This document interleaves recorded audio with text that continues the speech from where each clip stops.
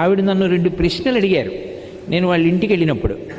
అందులో ఒకటి, పువ్వులు రేకులు కింద విడదీసి పూజ చెయ్యవచ్చా అని అడిగారు.